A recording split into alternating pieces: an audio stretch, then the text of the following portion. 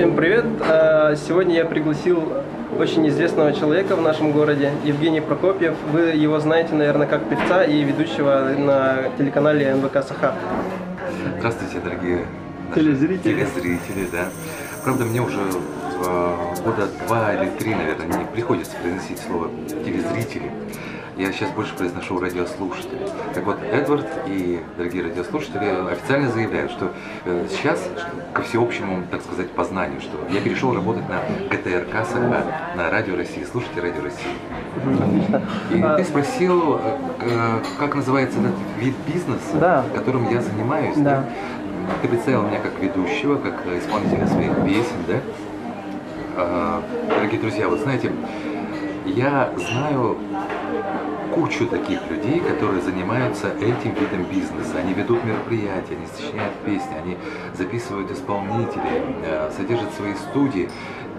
В общем, коротко и ясно, мне легче называть это шоу-бизнес. Почему? Потому что шоу подразумевает под собой и все, и ведение мероприятий, и запись в студии, и исполнение песен. Но некоторые здесь могут высказаться против такого названия. Почему? Потому что считается, что в Якутии нет шоу-бизнеса. Да, есть такое. Ты тоже так считаешь? Да, я тоже так считаю. Зря. Потому Зря. что индустрия же... Потому что, да, ты прав, должна быть индустрия, должны быть деньги, в конце концов. Да? Я знаю мало таких людей, но они есть, которые, знаете, содержат свои семьи, обучают своих детей, строят многоэтажные, двухэтажные, по крайней мере, дома, покупают дорогущие машины, живят только За счет шоу-бизнеса? за счет нашего якутского родного шоу-бизнеса. А тем, которым это не удалось, 95%, наверное, давайте говорить правду в глаза, как говорится, да? Вот те и говорят, что в Якутии нет шоу-бизнеса, мы не смогли, тем самым равно, мы не смогли добиться ни признания, ни успехов, ни денег, в конце концов. Да? Вот это и означает то, что в Якутии, дескать, нет шоу-бизнеса. Я надеюсь, ответил на твой вопрос. Да, вообще отлично ответил. Мы начинали эту беседу с вопроса о том, что важно, что нужно, что необходимо для того, чтобы стать известным, а потом уже зарабатывать деньги. Я встречал очень много талантливых людей, безупречных исполнителей, ярчайших ведущих, которые, ну, пока еще в силу своего опыта, точнее, отсутствия опыта или там еще каких-то причин не стали пока известными, да? Я не говорю, что я известен прямо там вообще на всю округу. Меня знают, конечно, определенная категория, там, телезрителей, может быть, там. Но я не стремлюсь к тому, чтобы меня узнали прямо вот все от Майорки до Нью-Йорка, как говорится. Твой главный вопрос был о том, чтобы монетизировать. Да. Модное такое слово. Да? Я встречал очень много людей, которые хотели как раз монетизировать свои вот эти потуги или усилия. А для чего ты пришел в шоу-бизнес? Для чего ты исполняешь вот эту песню, я спрашиваю. Первый вопрос. Ответ, который я слышу у 50% молодых людей и девушек, чтобы заработать деньги. Извините, а кто будет платить? Я задаю встречу, кто будет платить эти деньги? Тебе. Вы, говорят, я никому не плачу деньги, извините. Платят они заказчики. Если они хотят тебя увидеть, услышать, тебя пригласить хотят на свое мероприятие, на свое торжество, в конце концов, первое и единственное в жизни, вот у человека свадьба, например, да? Или прошел какой-то жизненный рубеж, юбилей справляет человек, или городу, которому там сколько-то лет, администрация вот этого города решила пригласить на свой день города тебя, она тебе платит деньги, не я плачу деньги, понимаешь? А что нужно для того, чтобы человек, вот этот, или заказчик, заплатил тебе деньги? Ты должен ему понравиться. Как? Запиши пару десятков песен. У некоторых это получается с 5-6 песнями, но это очень редко. Да чего там говорить, с одной песней даже люди выходят. Помнишь, допустим, если российские эстрады брать, да, группа Тату «Я сошла с ума». И это... Ты смотришь поверхность айсберга. Группа Тату — это поющие, совершенно талантливейшие девочки, которые были популярны лет 15 назад, которые до этого выступали на всех школьных дискотеках, которые выступали на всех сельских вот этих клубах, пока их там не заметили. Они записали немеренное количество песен, понимаешь? С чего начать, допустим, если я человек, который занимается творчеством, но имею основную какую-то работу и в свободное время там записываю время от времени песенки, да? И всегда мечтал там выступать где-нибудь на сцене, что-нибудь такое. Прямо как я. Тоже основная работа, где ГТРК «Саха», да? Государственная телерадиокомпания «Саха», Радио России, слушайте Радио России. С чего начать? Вот такому человеку, с чего начинать для того, чтобы ближе быть к своей мечте и скорейшим образом как-то выйти на большую сцену? Очень много исполнителей, я, по крайней мере, которых знаю, которые работают где-то, имеют постоянное место работы, значится в трудовых книжках, имеют трудовые договоры, да? Но тот вид деятельности, которым они занимаются по вечерам, или ведут что-то, или поют где-то, приносит им примерно такой же доход, наверное, если не больше, как и основное место работы. Вот ты спросил, что нужно, да? Да, как начать? Для того, что нужно, чтобы начать. А знаешь, некоторые ведь бросают свое основное место работы и с головой погружаются в шоу-бизнес. Но это очень рискованно. Согласен? Конечно. Шоу-бизнес такое дело, можно сказать, не предугадаешь, понравишься ты человеку или нет, Конечно, народу. Конечно. И у меня, и у моих коллег было 1000 песен, которые никто не знает, и которые никто не хочет слушать, которые мы записывали, прежде чем какая-то одна не стрельнула. Как в случае с тату, получается. Опять же твои любимые тату, конечно. Потом опять 1000 песен. За это время может любой опустить руки. Меня никто не хочет слушать, меня все, у человека депрессия, творческая нереализованность, это очень опасное дело, между прочим. Сам по себе знаю. Но тут стреляет 2001 песня, и тебя снова начинают приглашать. Так что я о чем хочу сказать? О том, что, понимаете, мастер сделал больше ошибок, чем начинающий сделал попыток. Это древнее высказывание, которое очень-очень-очень многим помогло. Надо терзать, надо, певцам, например, да, надо участвовать во всех вот мыслимых, немыслимых конкурсах. Надо отдавать свои песни на радиостанции, надо участвовать, навязываться, может, даже в телепередачах. Вот, допустим, я телеведущий, допустим, да, я могу не знать, что в каком-нибудь там поселке Арылах есть Иван Федоров, который замечательно просто поет. Я могу об этом не знать, но это же простительно. Пока он не постучится в мою дверь и не скажет: я Иван Федоров. Пожалуйста, послушайте вот эти вот песни. Любовь, мы все люди. Если не люди какая-то сидит, конечно, иди отсюда, Иван Федоров, да? Нет, конечно, мы все люди. Послушаем, познакомимся, что поешь, как, что подскажем. Начинающим артистам нужно продвигать свое творчество. Начинающим художникам тоже нужно продвигать свое творчество. Есть много художников, которых даже я могу не знать в силу своей необразованности, которые сейчас выставляются где-нибудь в центре «Моя Россия», в музейном комплексе. «Россия. Моя история». Или в старом городе. Слава и хвала таким художникам. Они добиваются, они идут вот по лесенке, а спортсменов сколько у нас. Да, конечно, не каждый добивается там олимпийских результатов, но, по крайней мере, если есть свои успехи для своего же здоровья, для своей же семьи, чтобы мама с папой похвалили, тоже успехи, Можно гордиться? Нужно гордиться такими успехами. Ясно. А начинающему артисту реально попасть, вот, допустим, на такой концерт, чтобы, можно сказать, заявить о себе? Там.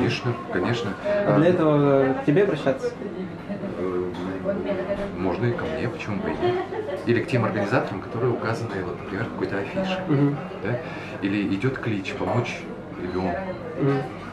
К сожалению, очень много таких концертов стало. Очень много детей болеет. Но у нас очень сплоченная республика. Мы всем помогаем, полные залы всегда. Слава тебе, Господи. Мы еще не совсем озлобились. Так что, зрители, ходите на эти концерты.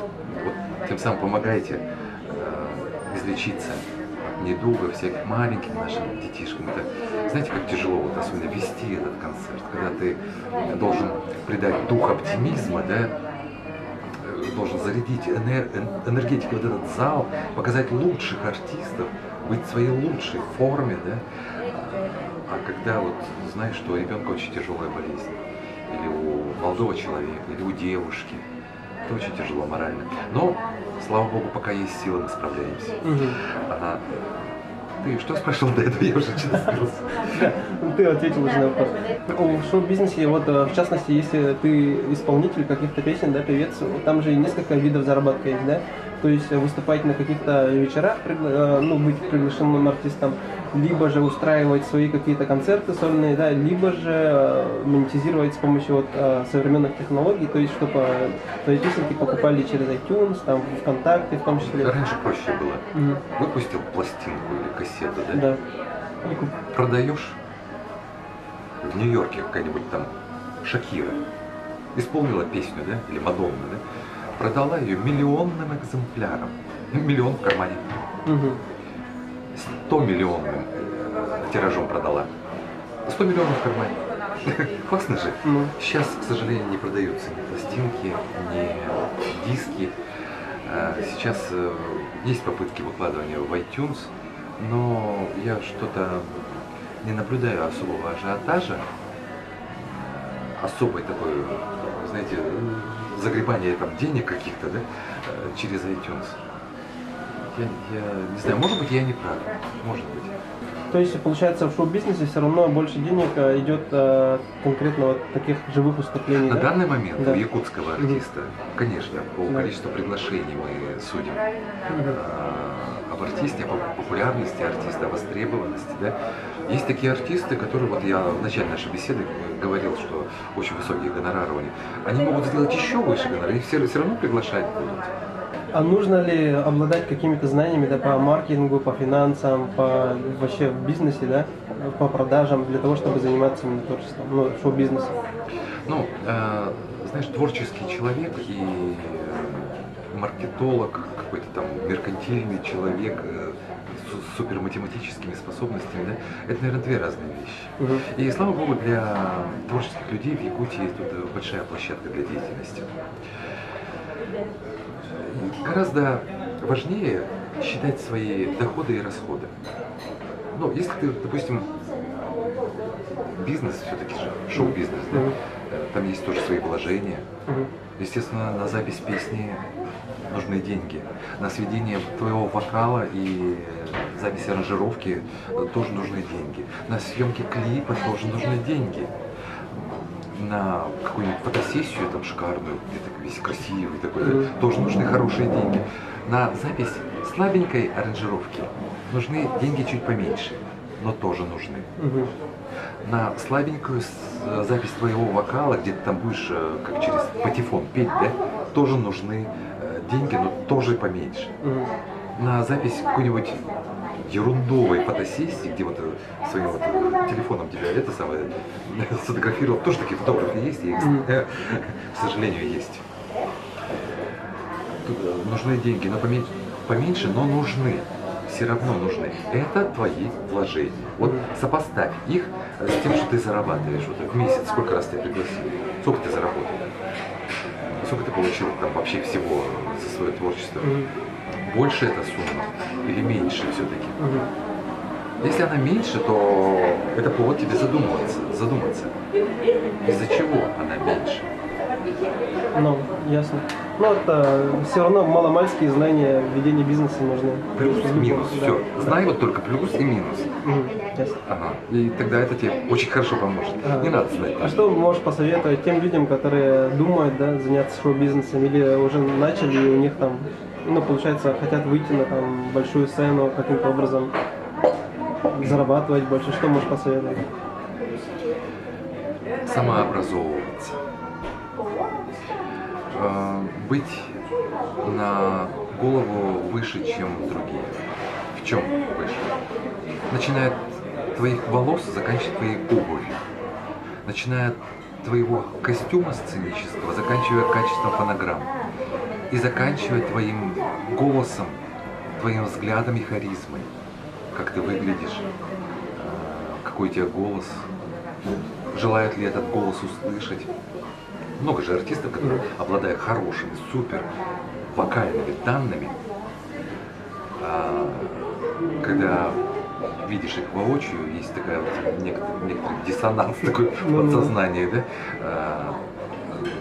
Ну, иногда некоторым артистам это играет на руку, но, к сожалению, немногим. И это супер талантливые люди, которым это играет на руку. Я надеюсь, знаете, о ком я говорю, да? У каждого сейчас свои ассоциации, наверное. Пусть останутся ассоциациями.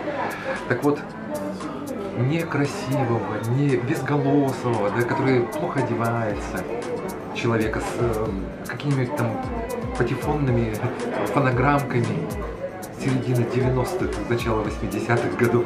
Кто захочет пригласить, согласись? Ну да. Поэтому стараемся выжить. Я, например, заказываю свои фонограммы иногда даже в Москве на некоторые свои песни. Я стремлюсь, по крайней мере, записывать свой голос на лучших студиях. В Якутске, по крайней мере. Потому что я лично не могу за каждой песней выезжать там в Санкт-Петербург. Вот. Если бы мы жили где-то в Нью-Йорке, они там колесят из Мексики в Нью-Йорк, из Нью-Йорка в Париж, да? Потому что рынок сбыта совсем другой. У нас совсем по-другому здесь. Но все-таки талантливые люди. У нас спрос на таланты. Они востребованы. Я желаю всем нашим телезрителям, смотрителям канала Эдварда Хамуса, моего друга, моего замечательного коллегу, талантливого режиссера и бизнесмена, чтобы все оставались здоровы прежде всего. А здоровью что помогает? Творческая самореализация. Поэтому реализуйтесь творчески. Если вы не будете реализоваться, знаете, вот как энергия вот эта кипит в тебе, потом она закисает, потом она превращается в очень нехороший какой-то адреналин, вот этот вот, да? Выплескивайте свою позитивную энергию, отдавайте ее людям, самоотдача, не замыкайтесь так в себе. Самоотдача очень важна. Поэтому всем здоровья, счастья и творческой самоотдачи.